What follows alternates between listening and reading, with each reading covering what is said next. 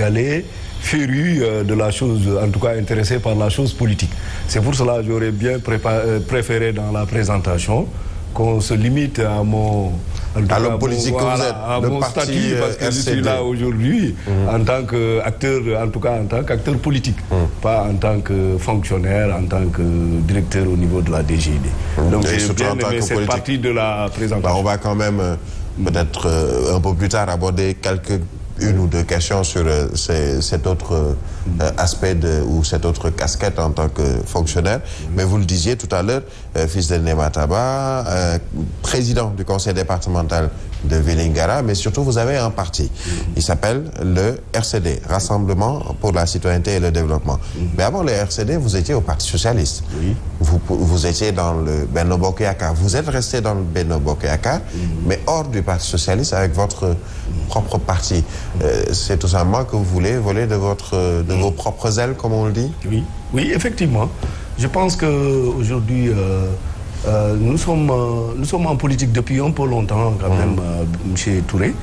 Parce que moi-même qui vous parle, j'ai été président de communauté rurale de 2009 à 2014. Et j'ai commencé un peu à faire la politique en 2004. Donc on estime que c'est un peu l'âge de la maturation, de la maturité. Donc il faut quelque part essayer de voler de ses propres ailes. Mais nous ne sommes pas partis du Parti socialiste à cause de ça fondamentalement.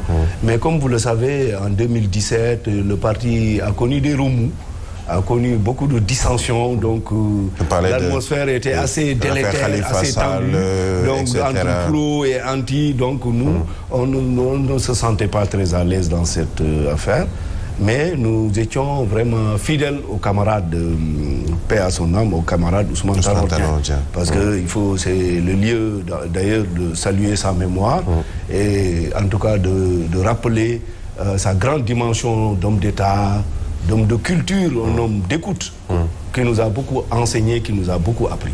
Donc nous étions avec quand même le camarade Ousmane Tanor Dieng, mais on savait qu'aujourd'hui le parti, on savait qu'en ce moment le parti avait besoin d'un renouveau. Mais le renouveau ne venait pas, donc... Est-ce qu'il ne tarde toujours pas? C'est vrai que c'est un autre parti, c'est un parti que vous avez connu, vous n'êtes plus dans ce parti, mais aujourd'hui, est-ce que c'est valable pour le Parti socialiste? Certains diront que c'est valable pour d'autres partis, même le PDS, même l'AFP, même la PR pour certains.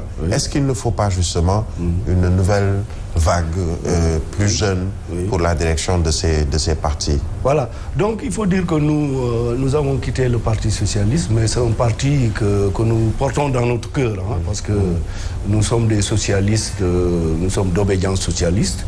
Nous croyons à l'idéologie socialiste, aux valeurs incarnées par cette idéologie, les valeurs d'humanisme, de solidarité, voilà, donc surtout de partage. Et nous savons qu'aujourd'hui, nous ne sommes pas des socialistes marxisants ou communistes, mais nous croyons à cette ligne définie par le président Senghor dans son parti et de continuer un peu par Abdou Diouf et Ousmane Tanor Dieng, c'est-à-dire socialisme à l'africaine.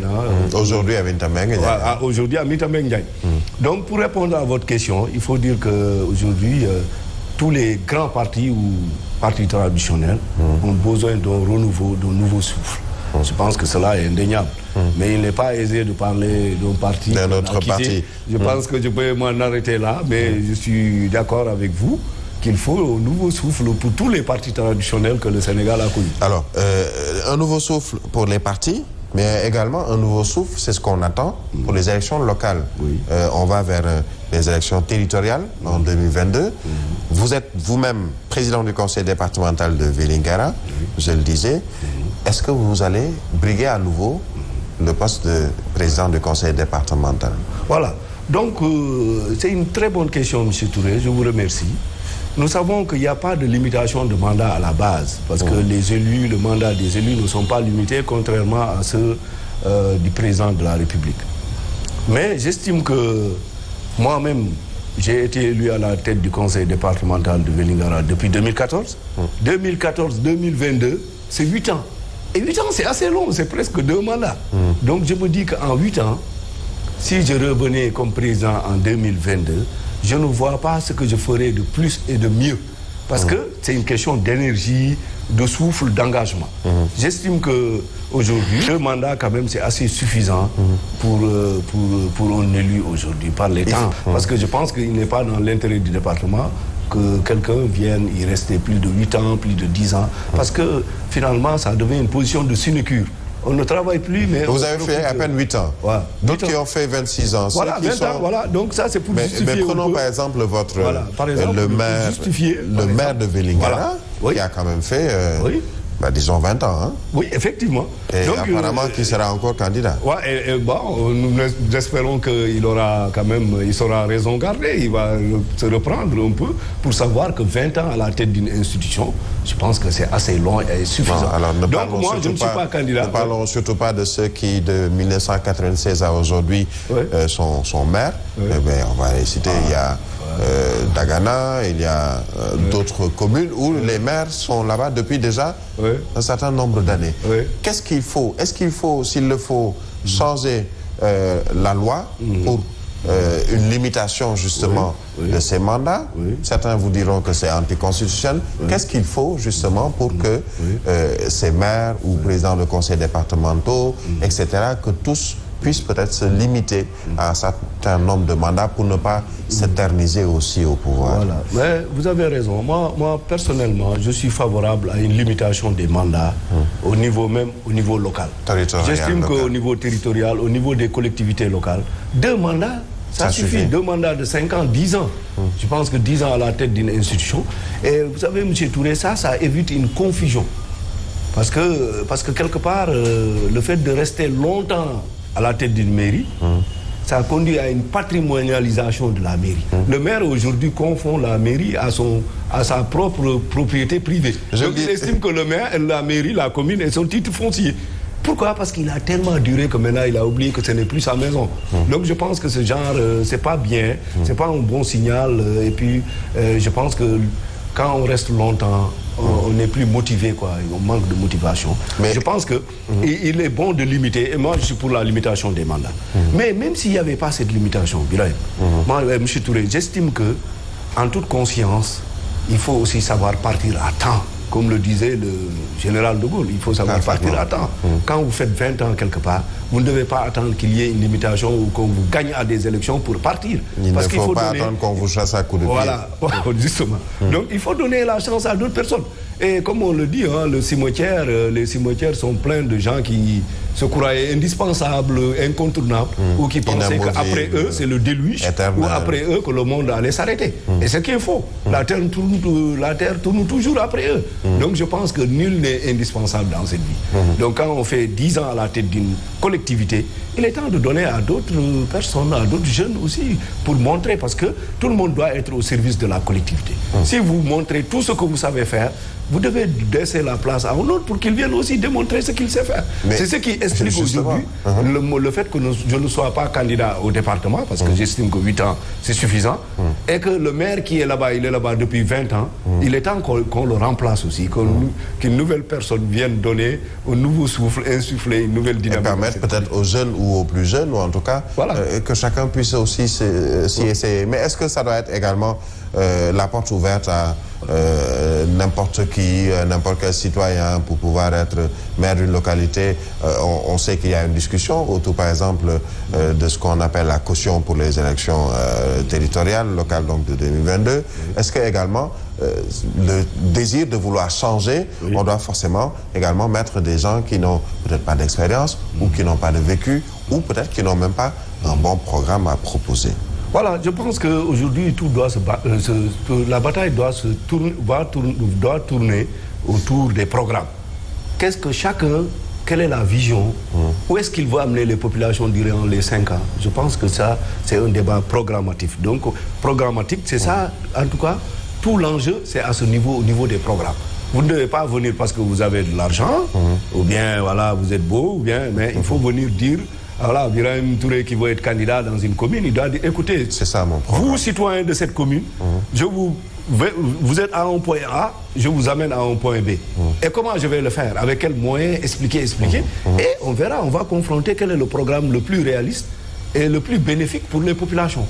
Mais vous avez raison, et c'est l'occasion aussi de profiter pour dire que nous ne devons pas tomber dans le vote censitaire. Comme vous savez, il y avait un moment donné, le droit de vote n'était ouvert qu'aux riches, qu'aux bourgeois. Donc le peuple, voilà, le droit de vote n'était pas universel à un moment donné. Donc aujourd'hui, nous ne devons pas tomber dans cela pour les candidatures. Je pense que la caution doit être assez raisonnable. Hein.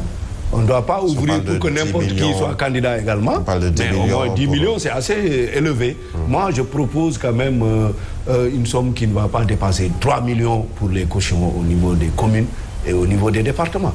Parce qu'il faut donner aussi la chance à la démocratie. Parce que si on fixe le montant à un niveau très élevé, on exclut de facto beaucoup de gens. Donc ça devient un vote censitaire. On reviendra justement sur peut-être ces exclusions de ces personnes, notamment avec les histoires de primo-votants, entre autres. Mais aujourd'hui, un maire ou un président de conseil départemental qui en est à la fin de son mandat doit également présenter un bilan. Oui. Vous avez fait 8 ans à la tête du département de Vélingara. Vous avez décidé de ne plus vous représenter. Et ça veut dire que vous avez quand même fait quelque chose et que cela vous suffit et qu'il faudrait peut-être que quelqu'un d'autre prenne le relais pour Effectivement. D'ailleurs, je voudrais rappeler qu'au niveau des départements, je suis le seul président du conseil départemental à avoir fait un bilan. Je l'ai fait après Talla Sylla, maire, après aussi Ali Ngouille Ndiaye, ministre de l'Intérieur, maire de Linguère. Eux, ils l'ont fait en tant que maire. Mais jusque-là, je suis le seul président du conseil départemental à avoir présenté mon bilan. Et je l'ai présenté en 2019. Parce que j'estimais que 2014-2019, c'était 5 ans, c'était la fin du mandat. Il fallait dire déjà ce qu'on a fait. Tout le reste, c'est un bonus, c'est une prorogation. Oui, c'est la prorogation qui vous a maintenu jusqu'ici. Voilà, justement. Donc le bilan, il est largement positif, M. Ibrahim Touré. Parce que c'est vous qui le dites ou ce sont les populations? Vous pouvez vérifier. Non, les populations le disent. Parce que nous, notre priorité, c'était la santé et l'éducation. Et aujourd'hui, presque tous les lycées qui ont été à abri provisoire dans le département, c'est nous qui avons été les premiers à avoir construit une salle de classe, un bâtiment. Nous l'avons fait à Diaobé, nous l'avons fait à Pakour, nous avons construit à Mandadouane, nous avons aidé beaucoup de collèges dans la commune de Kounkané. Et figurez-vous qu'on a fait un bloc de 8 salles de classe dans le lycée Serif Sansibdine Aïdara de Vélingara. Donc nous avons réglé le problème des salles de classe dans ce lycée-là, qui est un lycée départemental. Et nous avons beaucoup fait pour l'éducation. Mais pour la santé, nous avons beaucoup travaillé au niveau du centre de santé pour améliorer les conditions. Mais nous avons décroché un poste de santé de dernière génération qui est en train d'être finalisé à Nemataba. Donc, ça, c'est au niveau de la santé et de l'éducation. Donc, le bilan, nous l'avons fait. Ce n'est pas une émission pour faire mon bilan. Hein. Non, mais je ne le ferai pas. C'est pour vous dire que le bilan... Pourquoi j'insiste sur ça? Parce qu'on a vu certains qui n'ont même pas encore fait leur bilan mais nous l'avons fait. Gestion et qui veulent encore qu'on leur remette les clés d'une mairie ou d'un département. Finalement, comme vous le disiez tout à l'heure, il faut savoir raison garder. Et avant de quitter, de proposer également un bilan. Mais aujourd'hui, la redevabilité, l'obligation de rendre compte, je pense qu'aujourd'hui, c'est un principe sacro-saint qui est mondialement, universellement admis dans la gestion des affaires publiques. On ne peut plus se soustraire à cette obligation de rendre compte. Donc un maire qui fait 20 ans ou 5 ans dans une collectivité, mais il doit rendre compte. Mais malheureusement, nous, notre maire, il n'a jamais fait de bilan parce qu'il n'en a pas. Le seul bilan qu'il a, c'est prendre le FERA, vous savez, le fonds d'entretien routier qui est devenu aujourd'hui le goulag des temps modernes, parce que les employés qui sont exploités et ils sont un bétail politique. Aujourd'hui, le maire, d'ailleurs, le salaire est en deçà du SMIC, et je pense que c'est un scandale qui interpelle les droits de l'homme, la rado-amnistie, parce que ça, c'est une violation des droits de l'homme et de la dignité humaine. Parce que dire à quelqu'un aujourd'hui, je te paye un salaire de 35 000 et je t'oblige à venir à mes réunions politiques. Si tu ne viens pas, tu es viré. Et je te demande même d'aller me recruter des votants. Voilà, c'est que le maire... Est-ce qu'on n'a pas trop politisé justement ces collectivités locales, parce que je suis maire, parce que peut-être Ibrahim n'est pas, je veux dire, de mon parti ou ne me suit pas dans ma mouvance, mais je vais juste lui mettre des bâtons dans les roues, ce qui est même valable aujourd'hui avec l'histoire des primo-votants, puisque certains ne peuvent même pas avoir accès à ces documents, somme toute importants, mais qui posent encore problème dans certaines localités, même dans Dakar. Il faut que l'État arrête certains maires. Certains maires confondent leurs affaires, les affaires personnelles, privées, avec les affaires publiques. Ils prennent l'argent public par exemple le maire de Vélingara, le FERA qui est financé par le contribuable sénégalais, et il utilise ses agents pour qu'il aille lui chercher des militants pour qu'il soit réélu à la tête de la... J'espère qu'il va pas. Mais ça, c'est scandaleux. J'espère qu'il va pas porter plainte contre vous. Mais non, mais nous avons des preuves de ce que nous avançons. Non, je pense que ce n'est pas une rumeur, c'est pas une diffamation, mais c'est une information que nous vous donnons. Et les éléments sont là. Il est libre à lui d'aller porter plainte. Nous avons nos éléments. Tout ce que nous disons est documenté. Il a même fait confectionner une fiche qui est à l'effigie de l'APR. Et il y a sa photo également. Et il demande à chaque employé du FERA, le fonds d'entretien routier, va m'amener 10 électeurs pour moi. Donc il veut s'adjuger déjà un paquet de 3000 électeurs. Mais ça, c'est scandaleux. C'est scandaleux. Comment utiliser l'argent public à des fins privées? Je pense que ce genre de maire, l'État doit quand même être très... Nous interpellons l'administrateur du FERA et le ministre Mansour Faye. Il faut que le pareil agissement cesse. Parce que ça, c'est contraire à la dignité. Et cela ne rend pas service au président de la République. Parce que les gens vont penser que ça, c'est un peu la politique du président, parce que c'est lui qui a institué un peu le FERA et qui lui a donné tous ses moyens. Donc ces gens-là ne travaillent pas pour le président de la République. Alors je rappelle que le maire de Vélingara, vous avez la possibilité peut-être de vous expliquer, Mamadou Ribeiro Diallo, sur ces accusations, ou en tout cas ces propos du président du conseil départemental sortant, Ibrahima Diaondo Bari. Alors, je disais tout à l'heure, est-ce qu'aujourd'hui, donc, on peut penser que ce qui se passe à Vélingara se passe ailleurs, sur le plan national, et qu'il faudrait nécessairement ce regard du président de la République, ce regard du ministre de l'Intérieur, des autorités qui doivent justement veiller à ce que ces maires fassent leur travail, tout simplement pour le compte des populations. Voilà, je pense que tant qu'on respecte les règles du jeu, je pense qu'on n'a pas de problème. Nous ne sommes pas des ennemis, nous ne nous acharnons contre personne, mais je pense que quand même, nous sommes très soucieux du respect de la personne, des droits et de la dignité humaine. Mais donc, il y a certains traitements qu'on ne doit pas infliger à sa population, à ses administrés, entre guillemets, à ses mandats. On ne peut pas prendre des gens, les employés, ne pas leur payer d'ailleurs le salaire minimum garanti, qui est une législation du Sénégal, et se payer même le luxe d'en faire des forçats, politiques. C'est pire que le bagne d'Alcatraz, ce que les femmes de Vélingara sont en train de vivre, je vous dis. C'est le goulag. Alors, ce qui est sûr, c'est que vous, je suis sûr, vous êtes pour le changement à Vélingara, pour le changement un peu partout. On est pour le changement, surtout à Vélingara. Parce que ce que vous dites, moi, je ne sais pas ce qui se passe dans les autres collectivités locales. Mais de ce qu'on entend, parce que souvent, vous-même, vous êtes acteur de la presse, vous savez tout ce qui se passe. Et nous entendons également. Donc, il y a lieu de revoir beaucoup de choses. La gestion de certaines collectivités, je pense que il y a certains qui confondent les communes à leur propriété privée. Ils pensent que c'est devenu le titre foncier, ou certains se considèrent comme dans un royaume. Mais finalement, on a l'impression que... Ils sont dans un royaume, ils font ce qu'ils veulent, et ils ne respectent pas la loi. Moi, je vous dis que nous sommes face à un maire à Vélingara qui vous interdit de faire des manifestations dans presque toute la ville. Je rappelle que vous êtes dans la même mouvance présidentielle. Oui, nous sommes dans la même mouvance présidentielle. Nous sommes carrément opposés et nous serons opposés également. Parce que nous voulons le changement à Vélingara et nous savons qu'il n'incarne pas le changement. Il incarne au moins, tout au moins, une autre image, une image vraiment hideuse, c'est l'immobilisme. Et il est là depuis 20 ans, et je pense que 20 ans, c'est suffisant pour vous. Finalement, est-ce que dans ces propos, on peut retenir qu'il faut que le président du mouvement, ou plutôt de la coalition Benno Bokk Yakaar, doit tout simplement laisser les différents élus un peu partout au Sénégal, que ce soit pour les municipalités comme pour les conseils départementaux, de se choisir peut-être leur candidat et d'aller se jauger, ne pas attendre finalement que lui-même donne le ton concernant les candidats pour les prochaines élections. En tout cas, moi personnellement, c'est l'appel que je lance au président de la République, son Excellence Macky Sall, de ne pas arbitrer entre deux membres de la coalition. Et il est gagnant dans cette affaire. Si deux membres de la coalition se battent, il n'a qu'à les laisser se battre.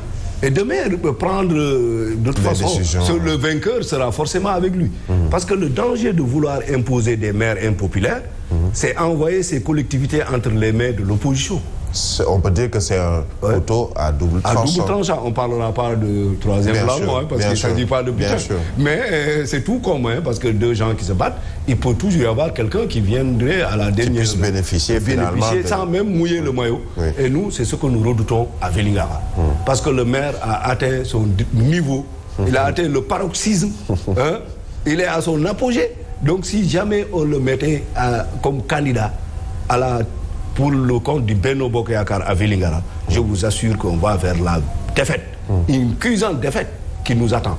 Donc nous interpellons et nous alertons en tout cas la conférence des leaders et surtout le patron de la coalition sur le danger qu'il y a à vouloir coûte que coûte remettre en selle des maires impopulaires qui ont atteint vraiment le degré d'impopularité et qui sont là depuis très longtemps. Ça doit être valable un peu partout au Sénégal ou en tout cas principalement. Je pense bien que ce n'est pas spécifique parce que Vélingara n'est pas un cas à part.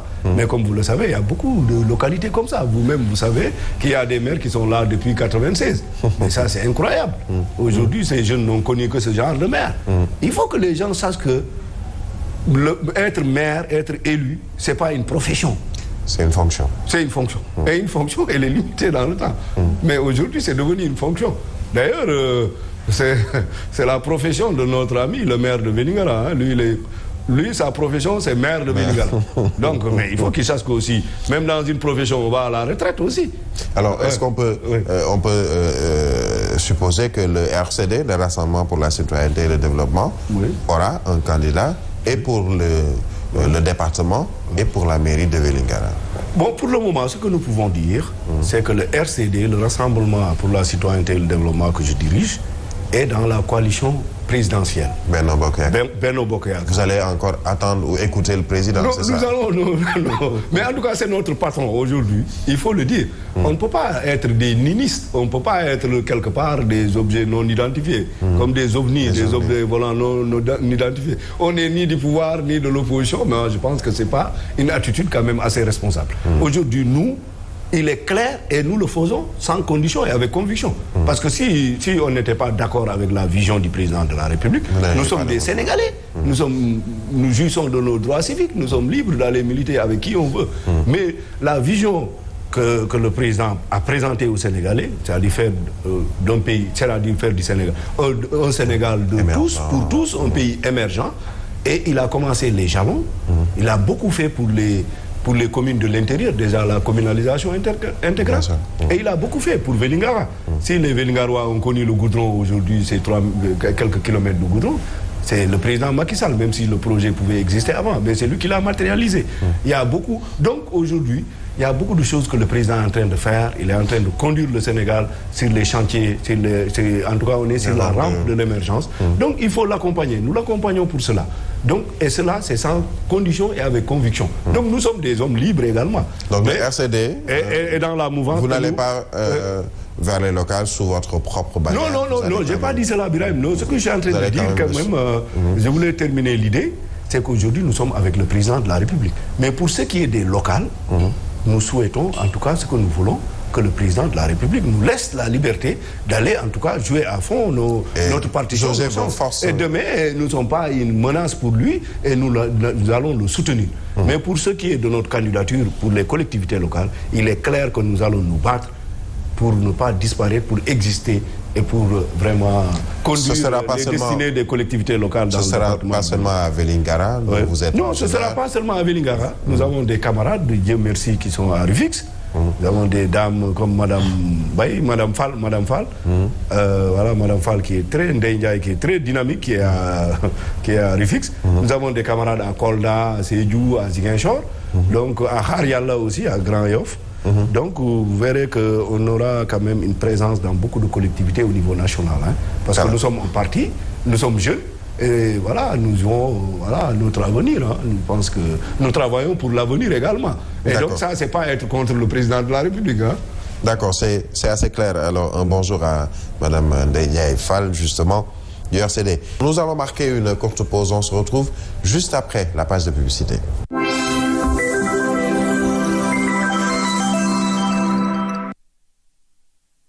da ngeen namm togg bu saf-sap rafet lool ci melokaan bu sell.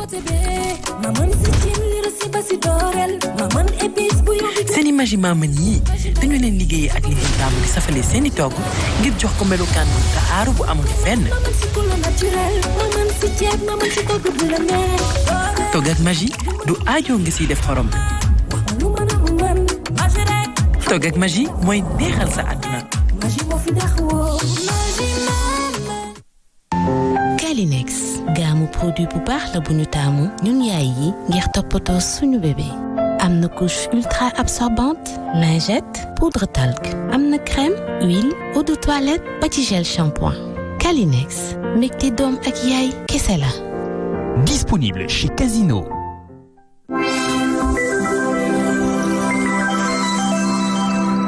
Merci à la régie, merci également à Zik FM puisque, je le rappelle, vous pouvez suivre cette émission sur nos différentes plateformes de D-Média et également sur Zik FM et sur Sen TV. La seconde partie de votre émission, Toute la vérité, toujours avec notre invité Ibrahima Diawandou Bari, qui, je le rappelle, est président du conseil départemental de Vélingara, sortant, puisqu'il n'a pas l'intention de rempiler ou en tout cas de briguer ce poste. Mais il est aussi secrétaire général du parti RCD, le Rassemblement pour la citoyenneté et le développement. Alors, Ibrahima Bari, aujourd'hui, on a quelques bruits autour des inscriptions sur les listes et le fichier électoral, surtout le fichier électoral, avec ce qu'on appelle les primo-votants. Dans certaines localités, ils disposaient même d'un certificat de résidence, pose problème. Qu'est-ce qui doit être fait pour justement permettre à ces primo-votants, à tous ces citoyens sénégalais qui veulent aller vers les élections de 2022, avec leur carte d'identité, carte d'électeur, de pouvoir le faire, mais en toute sérénité. Voilà. Merci. Moi, je pense que pour ce qui est de Vélingara, heureusement, ça se passe normalement. On ne nous a pas signalé de problème de certificat de résidence. Donc, les certificats sont régulièrement délivrés et que les inscriptions sont en train de se faire. Mais nous avons appris dans la presse qu'il y a en tout cas des commissions irrégulières qui avaient été créées vraiment de façon anormale. Donc ça, c'est pas normal. Donc les commissions, on sait que les commissions siègent au niveau, en tout cas, des mairies ou au niveau des sous-préfectures ou des préfectures.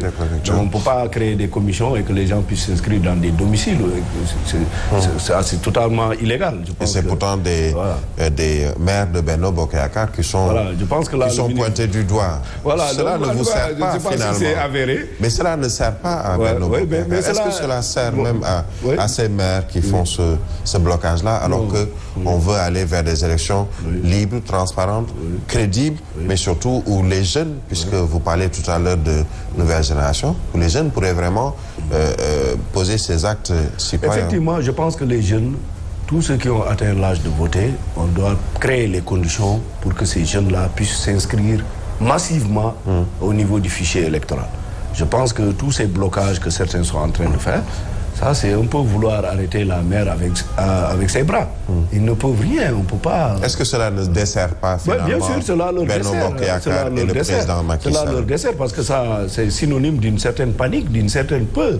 Parce que quelqu'un qui est confiant, qui est sûr de son bilan, qui se dit qu'il a travaillé et qu'il pourra faire plus, qu'il peut convaincre les gens, je pense qu'il ne va pas utiliser ce genre de manœuvre frauduleuse pour pouvoir, en tout cas, éliminer certains candidats. Mais finalement, avez-vous peur, vous, de Benno Bokk Yakaar? C'est la question. Je pense que le président il doit être serein, nous, la coalition. Oui, le président peut être serein. Oui. Non, mais même la coalition, parce qu'aujourd'hui, il faut voir, les grandes oppositions se trouvent dans la coalition elle-même. Partout où vous allez, ceux qui s'opposent réellement sont principalement des leaders qui sont avec le président de la République, qui soutiennent le président de la République. En tout cas, à ma connaissance, je pense qu'il faut voir un peu la cartographie. Tous ceux qui s'affrontent aujourd'hui, les grands ténors, sont surtout du Benno Bokk Yakaar. Peut-être que c'est normal. Le délit d'ambition n'existe pas. On ne peut pas empêcher à quelqu'un d'avoir ses ambitions. Et M. Touré, les ambitions sont personnelles. Il faut savoir les assumer. Mais moi, j'aime toujours faire la différence entre l'ambition et la prétention. Parce que l'ambition... Vous voulez dire que certains sont trop prétentieux? Je pense que aujourd'hui, si vous voyez, n'importe qui est candidat à n'importe quoi dans ce pays. Et je pense que cela relève de la prétention. Parce que moi, je pense qu'il faut toujours un apprentissage, il faut un parcours, il faut un vécu, il faut justifier des candidatures. Mais on ne peut pas sortir d'une botte comme ça et vouloir dire que je suis candidat, M. Touré, n'est-ce pas? Donc, c'est pour vous dire que cela, c'est de la prétention. Mais il faut apprendre dans la vie, aller lentement, faire preuve d'humilité et de modestie. Mais on voit beaucoup de gens aujourd'hui se frapper la poitrine et dire que je suis candidat à ceci ou cela. Ça, c'est de la prétention. Mais par contre, l'ambition, c'est avoir le vécu. Je pense qu'aujourd'hui, bon, moi personnellement, j'ai appris que certains me prêtent des ambitions démesurées. Je ne sais pas là où est-ce que se trouve la démesure. Donc c'est... Finalement, le principal adversaire de Benno Bokk Yakaar, c'est Benno Bokk Yakaar. Oui, Benno Bokk Yakaar, mais cela est très positif parce que c'est un jeu démocratique et une compétition entre les leaders. Parce que si on ferme cette compétition aussi, je pense que ce n'est pas bénéfique pour la coalition. Si on disait qu'ici, c'est la pensée unique, c'est du top-down, là. Voilà, on couperait qui tombe là, donc mettez-vous en rang, mais moi je pense que cela ne va pas arranger tout le monde dans cette coalition. Je pense que le président, nous demandons au président de la République, il faut certes créer, il ne faut pas créer de la zizanie, hein, il faut de l'ordre dans tout ce qu'on fait, hein, mais je pense que, in fine, il faut laisser quand même ceux qui ne peuvent pas aller ensemble s'affronter au grand bénéfice. Et que le meilleur gagne. Oui, que le meilleur gagne. Et au grand bénéfice de la coalition. Parce que demain, bon, peut-être cette formule n'est pas très bonne dans la circonstance, mais on peut l'employer, en tout cas pour le président de la République, dans le cadre de cette coalition, il peut dire « je gagne ou je gagne ». Parce que dans tous les cas, il est gagnant. Que ce soit avec tel ou avec un autre, l'essentiel c'est quelqu'un qui le soutient. C'est quelqu'un qui le soutient dans sa politique. Je pense que c'est le plus important. C'est le plus important, mais on a l'impression que vous minimisez tous ces autres partis politiques, coalitions de partis, notamment de l'opposition, la société civile. Bon, je vais en citer certains, Ousmane Sonko, le mouvement Gëm Sa Bopp de Bougane Gueye Dany, le Parti démocratique sénégalais qui est encore bien là et qui veut regagner justement ces collectivités perdues depuis un certain nombre d'années. Est-ce à dire que Benno Bokk Yakaar doit également faire très attention à tous ces partis politiques et ces leaders politiques qui sont juste à côté et qui vont également vous porter ombrage pour ces élections locales? Voilà, je pense qu'il ne faut jamais minimiser un adversaire, hein. Il faut toujours être avoir toujours le triomphe quand même assez modeste, hein. Il ne faut pas toujours se dire qu'on est plus fort que tout le monde. Mais je pense qu'aujourd'hui, au niveau des collectivités locales, la coalition Benno Bokk Yakaar sortira victorieuse très largement au soir du 23 janvier. Parce qu'aujourd'hui, c'est l'essentiel des collectivités. C'est plus un vœu que... Non, ce n'est pas un vœu, c'est une réalité, on verra. Hein. Si on regarde, par exemple, aujourd'hui, vous nous parlez de Vélingara, où le maire a fait 20 ans, peut-être qu'un autre du Parti démocratique sénégalais va tout simplement moi, je pense que c'est moi qui vais le remplacer au soir du 23 janvier. Ah, vous êtes candidat à la mairie, finalement? Oui, je suis candidat à la mairie de Vélingara, oui. Je pense que je l'avais dit. Vous quittez le conseil départemental. Oui. J'estime que celui qui est là-bas, il a vraiment fait, il a longtemps séjourné à la tête de cette mairie, mais il a beaucoup fait. Certains diront qu'il n'a rien fait, moi je ne dirais pas qu'il n'a rien fait, mais j'avoue qu'il n'a pas beaucoup fait et nous pensons pouvoir faire plus et mieux que lui. Parce que lui, à son bilan, il ne met que des projets exécutés par l'État central. Mais lui, aujourd'hui, il n'a pas de bilan, il ne l'a pas fait. Et nous l'invitons aujourd'hui à faire son bilan. C'est un maire sans bilan. S'il a un bilan, il n'a qu'à le présenter. Alors ça, nous ne disons pas qu'il n'a rien fait, mais il a fait très peu. Ce qui est sûr, c'est que l'opposition est également aux aguets et à l'affût, justement. Oui. Et nous invitons la coalition, surtout à ne pas mettre ce genre de maire à la tête de nos listes. Parce que sinon, on est perdant chez Touré. Ça, je vous le dis. Hein. Parce qu'aujourd'hui, les gens ne veulent plus avoir affaire à ce genre de maire. Parce qu'il y a des jeunes qui se disent qu'aujourd'hui, un maire qui a fait 20 ans, moi j'ai 18 ans, mais j'ai connu que ce maire. Aujourd'hui, mais je veux avoir une nouvelle tête à la tête de l'exécutif. Voilà. C'est valable un peu. C'est valable un peu partout. C'est l'usure, non, ces gens. Ils auront également un autre phénomène contre l'usure du pouvoir. Parce que quand on dure quelque part, c'est un handicap également. C'est valable pour la présidence de la République également. On ne va pas trop aborder ce sujet puisque la limitation des mandats c'est d'abord le président de la République, devrait être valable également pour les élus locaux.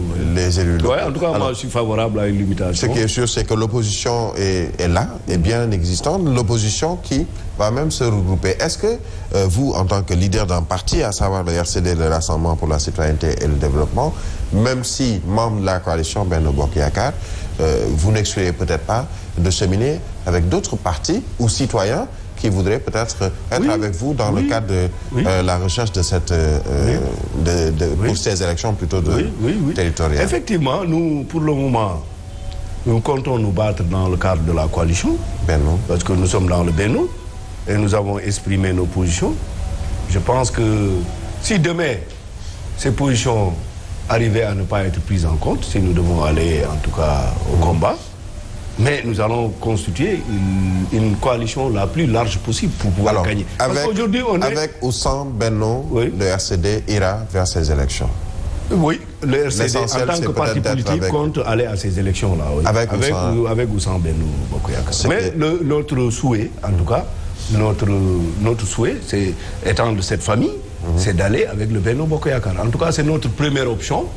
C'est d'aller avec le Benno, hein. Je pense que ça doit être clair. Sinon, vous allez avec votre propre nous sommes des acteurs politiques. Nous n'allons pas nous laisser conduire à l'abattoir. Je pense bien que c'est notre droit absolu de nous battre en tant qu'acteurs politiques pour pouvoir exister. Et je pense que personne ne pourra nous faire le reproche de nous battre politiquement pour exister. Alors aujourd'hui, RCD, est-ce que, comme pas mal de partis, pour ne pas dire tous les partis politiques, aujourd'hui, on ne vous voit pas dans ce qu'il y a comme action de sensibilisation autour justement des inscriptions sur les listes électorales? On a l'impression que tous les partis politiques sont comme en léthargie durant cette période. Peut-être c'est 2 ou 3 partis. Il y a le parti PASTEF, il y a peut-être Gëm Sa Bopp de l'opposition, 2 ou 3 autres petites formations politiques qui font dans la sensibilisation pour les inscriptions sur les fichiers électoraux. Mais pour le reste, on a l'impression que le Covid-19 vous a tout simplement atteint. Personne ne parle, personne ne fait rien. Oui, il faut dire que franchement, c'est assez timide, hein, cette sensibilisation, cette mobilisation des électeurs, des Sénégalais à aller s'inscrire. Je pense que même si on regarde le rythme de progression même des inscriptions, le rythme est assez lent, assez faible. Je pense qu'il y a lieu de corriger cela. Et vous-même, vous nous donnez des idées. Hein. Je pense que nous-mêmes, on va faire plus maintenant dans la propagande, dans la sensibilisation. Nous le faisons via Facebook. Hein. Mais je pense que c'est assez timide, c'est assez insuffisant. Je ne sais pas sur certains maires, parce qu'ils ne veulent pas qu'il y ait beaucoup de jeunes inscrits, mais en tout cas c'est assez timide. Mais nous allons corriger, en tout cas à notre niveau. Je pense qu'il est au niveau du parti. De faire un travail de sensibilisation, d'animation et de motivation aussi des jeunes pour qu'ils aillent voter. Hein. Mais je pense qu'aujourd'hui, les jeunes quand même veulent vraiment participer aux jeux politiques, surtout local. En tout cas, je vois un regain d'engagement patriotique, d'engagement local auprès des jeunes. Ce qui n'avait pas existé, ce qui n'était pas le cas les années antérieures. Hein. Je vois qu'aujourd'hui, qu'il y a un regain d'intérêt des jeunes par rapport aux affaires, à la gestion surtout des affaires locales. Et même à la redevabilité. Vous voyez, aujourd'hui, il y a beaucoup de sentinelles locales, des jeunes qui se constituent en groupe, mais qui viennent demander des comptes aux collectivités locales. Mais il faut dire qu'aujourd'hui, à Vélingara, il n'y a que le conseil départemental qui joue le jeu. Nous, au moins, nous les recevons. Mais quelque part, il y a des collectivités où ils sont reçus avec des bâtons. Hein. Des gourdins. Des gourdins. Des gourdins, justement. Donc, je pense que les jeunes veulent aujourd'hui participer à la gestion des affaires locales. Et on a vu des candidats jeunes pour les élections locales. Bon, je vais citer peut-être mon très cher ami Ahmed Aïdara qui veut briguer par exemple la mairie de Guédiawaye. On voit des jeunes de plus en plus qui veulent aller vers les mairies. Thierno Amadou aussi, que je salue au passage, qui est également de la coalition Benno Bokk Yakaar, un peu dans le Bossé-Abé ou je ne sais plus où encore. Les jeunes veulent aller vers les élections. Mais il faudrait déjà que les Mohicans puissent dégager. Non, il faut qu'on essaie d'envoyer à la retraite tous les Mohicans. Je pense qu'il est temps d'aller à la retraite. Même si on sait qu'en politique, il n'y a pas de retraite. Mais nous allons les forcer, en tout cas, à aller à la retraite. Il faut un changement, parce que nous, aujourd'hui, ce que nous cherchons, il faut une alternance générationnelle déjà au niveau des collectivités. Il faut qu'il y ait des jeunes, mais aussi il faut en tout cas un changement qualitatif. Il faut un bon qualitatif en tout cas au niveau de l'exécutif, des exécutifs locaux. Je pense que le président l'a vu aujourd'hui, si vous voyez le profil de certains maires, de certains présidents de département, je pense que l'administration même a fort à faire aujourd'hui devant beaucoup d'autres élus. Donc c'est ça qu'il faut renforcer et ce n'est pas homogène. Et je pense que certains départements ont réussi à renouveler qualitativement le leadership, l'exécutif local. Mais nous, à Vélingara, on n'est pas encore arrivé à ce niveau. Peut-être qu'on arrivera un jour à parler de maire honoraire ou de président de conseil départemental honoraire qui vont peut-être juste servir ou pouvoir aider les nouveaux élus en conseil, entre autres. Mais il faut vraiment que les anciens quand même passent la main, le flambeau aux jeunes. Alors, on parlait de sensibilisation autour des inscriptions sur les listes électorales, mais il y a également un autre aspect, cette sensibilisation autour de cette maladie, cette pandémie qui sévit un peu partout, à savoir le Covid-19. À la première vague de cette maladie, de la pandémie, tous les maires, présidents de conseil départemental, tout le monde était pratiquement au quotidien, à la radio, à la télé, pour sensibiliser les gestes barrières. Même le président de la République, je m'en souviens encore, et cette image de ce challenge Kagame où il se lavait les mains. Troisième vague, plus virulente, on ne vous entend pas, on ne vous voit pas. C'est quoi le problème finalement? Voilà, donc ce qu'il faut dire, les collectivités locales n'ont pas suffisamment de ressources. En tout cas, pour notre cas, il faut dire que nous avons déjà épuisé nos ressources. Parce que pour ce qui est des départements, nous sommes pratiquement en cessation de paiement. Parce que les départements n'ont pas... En tout cas, les ressources allouées aux départements sont assez faibles par rapport aux missions. Donc pour notre cas, on peut l'expliquer par, en tout cas, la faiblesse ou l'absence de moyens.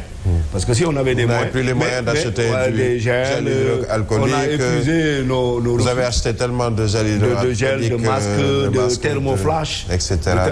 Aujourd'hui, nous avons épuisé nos ressources financières. C'est ce qui explique notre absence sur cette troisième vague. Mais cela est regrettable parce que, comme vous l'avez dit, cette vague est plus contagieuse, elle est plus virulente, elle est plus mortelle. Donc, on aurait dû agir. Mais il faut reconnaître qu'aujourd'hui, il y a une léthargie des collectivités, vous-même, tout le monde l'a remarqué. On ne voit plus ces distributions, en tout cas de kits sanitaires pour lutter un peu contre la propagation. Donc il y a un frein, mais je pense que c'est surtout au niveau des moyens. Parce qu'on est presque en fin d'année budgétaire, en tout cas... Le mois d'août, d'habitude, les ressources sont presque épuisées. Donc c'est un peu une faiblesse des moyens, une absence de moyens financiers. Mais peut-être la sensibilisation ne demande pas de gros moyens. Donc peut-être on aurait dû, en tout cas, agir. Donc je pense qu'il y a une léthargie. C'est valable pour tous les... Je suis d'accord avec vous, c'est valable au niveau national. Au niveau national. Mais finalement, bon, puisque la santé est également une affaire... décentralisé ou déconcentré, puisqu'on sait au niveau des mairies, comme un président d'un conseil départemental, c'est partagé par tout le monde. Aujourd'hui, est-ce que l'État également n'a pas finalement été à l'origine de cette démobilisation concernant la sensibilisation autour non, pas l'État quand même, mais il faut dire que nous, les Sénégalais... Parce que financièrement, on n'a pas continué à vous appuyer en tant que collectivité territoriale. On a parlé de 1000 milliards pour le fonds force Covid-19. Voilà, mais comme on le sait, l'État également a quand même quelques problèmes, quelques soucis, parce que comme on le sait, la pandémie aussi a duré. Elle a entraîné en tout cas une baisse des activités économiques. Nous savons que l'impôt dépend de ce volume d'activité économique. Donc si les recettes baissent, les charges ne diminuent pas. Donc l'État même se trouve dans une tension financière, donc financière. Donc il faut comprendre que l'État aussi n'a pas tous les moyens, n'a pas... En tout cas, tous les leviers ne sont pas là, quelquefois. Donc, c'est assez difficile. Mais il faut dire qu'il y a eu un relâchement parce qu'on pensait qu'on a été arrivé à bout de la pandémie. Tout le monde a relâché. On a vu des gens faire des tournées, notamment Benno Bokk Yakaar faire des tournées. Mais moi, je pense que les tournées, là où le président est allé, il n'y a pas une présence il n'y a pas une grande contamination. C'est ce qu'on veut nous faire croire. Mais l'opposition a organisé beaucoup de réunions à Dakar. Mais pourtant, les gens n'en parlent pas. On a vu Bougane Gueye Dany aller faire le Tibetank également. Mais pourquoi on ne parle pas de ces gens-là? Et surtout, aujourd'hui, Dakar est l'épicentre. Et qui faisait des activités politiques à Dakar? C'est surtout l'opposition. Le président, là où il est allé dans les régions périphériques, mais ces régions ne souffrent pas de grande propagation. Moi, je pense que ça, c'est juste un argument tiré sur les cheveux. C'est un peu, tiré par les cheveux. Mais justement, certains reprochent au président aujourd'hui de ne pouvoir prendre certaines décisions, par exemple confiner ou aller vers un couvre-feu, parce que tout simplement, pendant une période, c'est lui et vous autres qui étiez sur le terrain à mobiliser, etc., lors des tournées dites économiques que certains ont vu plus politiques. Mais moi, je pense que là, on fait un mauvais procès au président de la République. Parce que lui-même, là où il est parti, comme je l'ai dit tout à l'heure, il n'y a pas assez de Covid. Mais là où l'opposition était en train de manifester, de tenir des grands rassemblements tout le temps, c'est là où, c'est Dakar. Et c'est Dakar l'épicentre de cette troisième vague. C'est là où il y a plus de contamination, plus de décès. Donc moi, je pense que ça, c'est juste un argument politicien. Mais ce qu'il faut dire, c'est qu'aujourd'hui, c'est assez difficile. Parce que, donc... Aujourd'hui, vous savez, restreindre les libertés des Sénégalais aussi, ça a un coût aussi. On a vu ce qui s'est passé. Je pense que durant le mois de mars, les événements de mars, février et mars, un peu, oui. Puisqu'il y a eu également, après le couvre-feu, pratiquement, il y a eu beaucoup de manifestations pour arrêter ce couvre-feu. Donc l'État, quelque part... je pense qu'il est face à des défis difficiles, très difficiles à relever. Mais le président de la République, je pense qu'il a dit une chose importante. Il a dit que s'il le fallait, parce que je pense que la santé des Sénégalais elle est primordiale, s'il y a un péril qui menaçait cette santé à un tel niveau, à un certain niveau, je pense que le président de la République n'hésitera pas à prendre des mesures de restriction de liberté. Je pense que ça lui-même, il l'a dit. Peut-être qu'on n'a pas encore atteint ce niveau, nous n'avons pas tous les éléments pour apprécier, mais nous savons que le président est soucieux de la santé des populations des Sénégalais. Et quand cette pandémie, en tout cas, on va atteindre un certain niveau, je pense que c'est déjà alarmant, il faut le dire. C'est très alarmant, mais je pense qu'il est difficile aussi de tout de suite prendre des mesures draconiennes par rapport aux Sénégalais, parce que ça a toujours un coût aussi. Parce que si vous dites aux gens... Mais surtout, c'est un couteau à double tranchant. Certains disent, par exemple, qu'aujourd'hui, le président est un peu esselé depuis un certain temps. Déjà dans cette guerre contre le Covid-19, je le disais, première vague, tout le monde était avec lui. Il était le général d'une armée qui fait face à une pandémie, à un ennemi qu'on appelle Covid-19. Durant cette troisième vague, on a l'impression que les partenaires politiques du président qui sont dans Benno Bokk Yakaar l'ont, comme qui dirait, un peu oublié. Il s'est retrouvé sur plusieurs journaux, par exemple, en ont parlé très récemment. Est-ce que c'est le sentiment que vous avez également? Non, moi, je n'ai pas ce sentiment, mais ce qu'il faut dire quand même, c'est que cette troisième vague a surpris, parce que ça, aujourd'hui, nous vivons dans un monde d'incertitude. On ne sait plus ce que demain sera fait. Donc, faire des prévisions, c'est devenu excessivement difficile, surtout des prévisions budgétaires, sans tenir compte d'événements comme la Covid et autres. Gouverner, c'est prévoir. Gouverner, c'est prévoir, mais on ne peut pas prévoir des situations quand même de ce genre. On n'aurait pas cru qu'aujourd'hui, après cette baisse, tout le monde avait remarqué que la Covid, pour nous, c'était déjà passé, c'était derrière nous. Et tout de suite, on connaît une troisième vague dont la propagation est assez rapide. Voilà des phénomènes aujourd'hui qui se passent dans le monde qu'on ne maîtrise pas. Donc, pour être résilient par rapport à ces phénomènes-là, il faut quand même... parce que beaucoup de pays n'ont pas réussi. Je pense que ça, tous les pays pour les États-Unis, les États-Unis, la France, des pays beaucoup plus riches. Mais est-ce que le président n'est pas esselé quand même? Non, moi, j'estime puisque sur le plan même politique, il y a un soutien moral, un soutien par votre présence qui doit également être mais je pense que nous, les acteurs certains me diront que certains partis politiques et leaders politiques ont même fui Dakar pour justement éviter. Bon, on le dit, est-ce que c'est vrai ou c'est pas vrai? Certains seraient à Mour ou dans d'autres localités. Vous avez fui le président qui reste finalement seul. Non, le président est toujours soutenu, je pense bien.